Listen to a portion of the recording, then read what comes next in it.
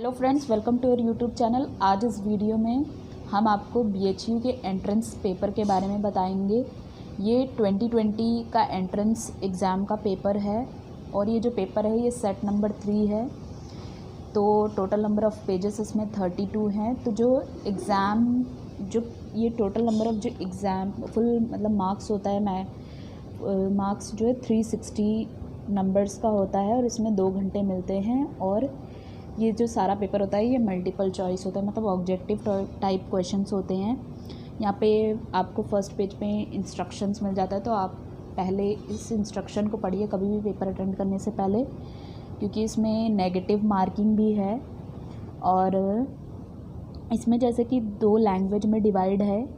जो इसमें 150 क्वेश्चंस है तो आपको सिर्फ 120 क्वेश्चंस अटेंड करने हैं। तो जो लास्ट के 30 क्वेश्चंस हैं वो पहले के 30 इसमें लास्ट के जो 60 क्वेश्चंस है उसमें 30 इंग्लिश लैंग्वेज के क्वेश्चंस है और 30 हिंदी। तो इसमें आपकी चॉइस होती है, या तो आप हिंदी अटेंड करिए या तो इंग्लिश अटेंड करिए। तो जो आपका इसमें अगर आपका एक क्वेश्चन करेक्ट होता है तो आपको 3 मार्क्स मिलेगा, और अगर आपके एक क्वेश्चन गलत होते हैं तो आपका इसमें क्योंकि नेगेटिव मार्किंग है तो आपका मार्क्स डिडक्शन भी होगा। तो एक क्वेश्चन अगर आप सही अटेम्प्ट करते हैं तो आपको 3 मार्क्स मिलेगा, और वहीं अगर आप गलत कर रहे हैं क्वेश्चन तो आपका 1 मार्क्स डिडक्ट भी हो जाएगा as per the rule of negative marking.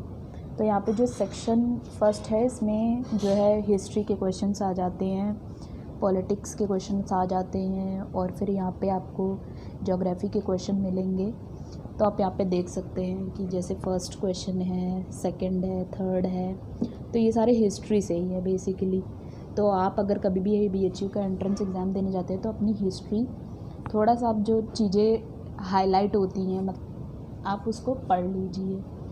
तो यहाँ पे क्वेश्चंस तो काफ़ी इजी हैं। जब आप क्वेश्चन पढ़ेंगे तो आपका दिमाग थोड़ा सा ट्रिक होगा आंसर के लिए, लेकिन जब आप ऑप्शंस देखेंगे तो थोड़े कंफ्यूज हो सकते हैं। तो चीज़ों को क्लियर करके पढ़िएगा जब भी बीएचयू का एंट्रेंस एग्ज़ाम देने जाइएगा। तो आगे भी आपको ऐसे ही हिस्ट्री के क्वेश्चन मिलेंगे। तो जैसे यहाँ पे आपको मैं एक क्वेश्चन बता देती हूँ, जो title of Sardar to Vallabh Bhai Patel was given by, तो ये महात्मा गांधी जी ने दिया था। तो ये आप ऐसे बहुत सारे क्वेश्चन देख सकते हैं जो कि हिस्ट्री से रिलेटेड हैं। तो आप अपनी हिस्ट्री स्ट्रॉन्ग करिए। तो ये बीए का पेपर है, ये भी मैं बता दूँ आपको, ये बीए का पेपर है, बीए प्रोग्राम का पेपर है। तो यहाँ पे आपको ज्योग्राफी का क्वेश्चन मिल रहा है, जैसे वॉल्केनोज से रिलेटेड मिल रहा है। ईमा इज़ एन एग्जाम्पल ऑफ, तो ये एक्टिव वॉल्केनो है। और गॉड पार्टिकल्स किसे कहा गया है, हिगिस बोसॉन को कहा गया है। फिर आपको जो है यहाँ पे जो 15 क्वेश्चंस है, अभी तो हिस्ट्री ज्योग्राफी से हो गए, तो 16 से यहाँ पर आप देख सकते हैं कि मैथ्स के भी क्वेश्चंस हैं। तो आप अपनी बेसिक्स 10th तक भी मैथ्स की तैयार करके जाइएगा, जो कि बहुत इम्पॉर्टेंट है।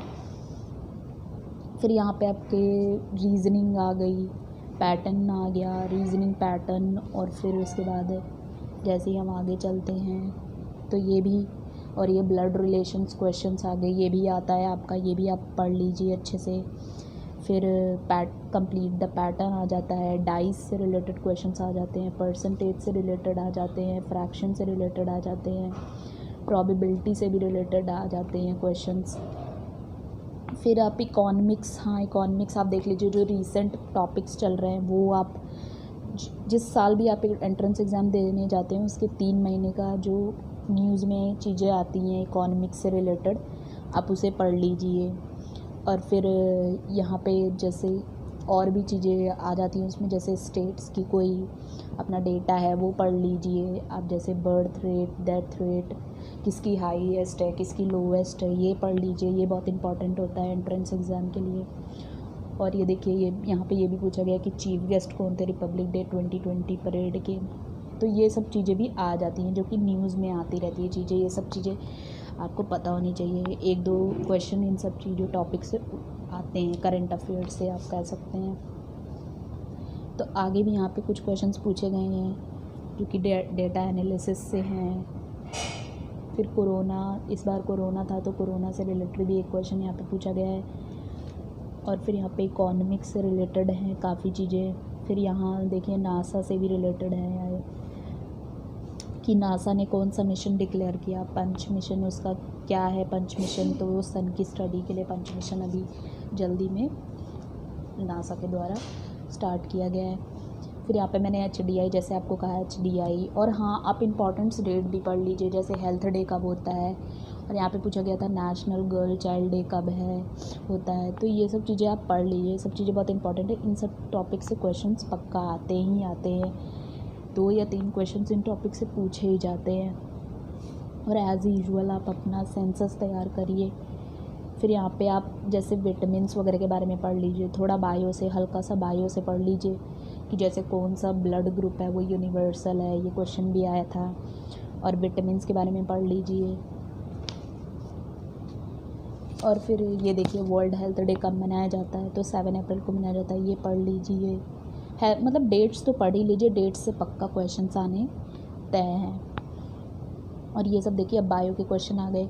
The process of child birth is known as, तो मतलब 10th का जो होता है, 10th का लेवल होता है, उतना आप तैयार कर लीजिए, आपका पक्का BHU का पेपर निकल जाएगा। और जैसे BHU की एंट्रेंस बुक्स भी आती हैं, आप उसमें से थोड़ा तैयार कर लीजिए। मैंने भी वहाँ से तैयार किया था, तो मेरे 7-8 क्वेश्चन फंसे थे, ज़्यादा नहीं। लेकिन आप अगर आप चाहते कि आप ज़्यादा से ज़्यादा नंबर पाएँ एंट्रेंस एग्ज़ाम में, अच्छे नंबरों से आपकी मेरिट अच्छी हो, तो आप थोड़ा एक्स्ट्रा भी पढ़िए और जो न्यूज़ में चल रहा है वो पढ़िए। तो इससे आपका पेपर ज़रूर अच्छी मेरिट बन जाएगी। ज्योग्राफी का ट्रॉपिक ऑफ कैप्रिकॉर्न देखिए, यहाँ पे पूछा गया है कि कहाँ कहाँ से पास होता है।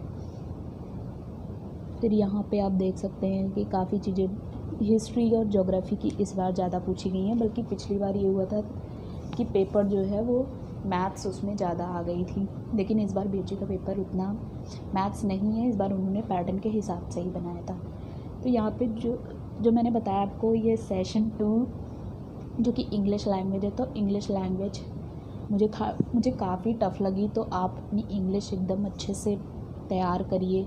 इंग्लिश कहते हैं कि स्कोरिंग सब्जेक्ट है, लेकिन BHU के पेपर में इंग्लिश थोड़ी टफ़ आती है, इसलिए आप अपने इंग्लिश सब्जेक्ट को एकदम स्ट्रॉन्ग कर लीजिए।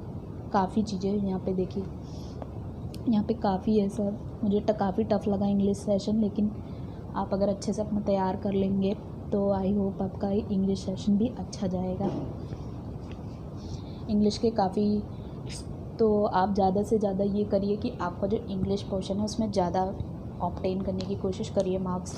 इससे आपकी मेरिट एकदम हाई होगी और आपका कट ऑफ अच्छा जाएगा, और इससे आपको अच्छा कॉलेज मिलने में कोई परेशानी नहीं होगी। और अगर आप हिंदी स्टूडेंट हो तो आप अपनी हिंदी स्ट्रॉन्ग करिए। ऐसे यहाँ पे हिंदी के क्वेश्चंस भी हैं, तो मैंने इंग्लिश अटेंड किया था तो मैंने इंग्लिश ही किया है। आप यहाँ पे हिंदी के क्वेश्चंस भी देख सकते हैं कि 25 क्वेश्चंस हिंदी के भी आते हैं। तो यहाँ पे आपको रफ वर्क मिल रहा है, आप यहाँ पे रफ वर्क कर सकते हैं अपना। तो ऐसे ही तो आप देख सकते हैं कि जो BHU का पेपर है, ओवरऑल BHU का पेपर एवरेज था, ना ही ज़्यादा टफ था और ना ही ज़्यादा इजी भी था।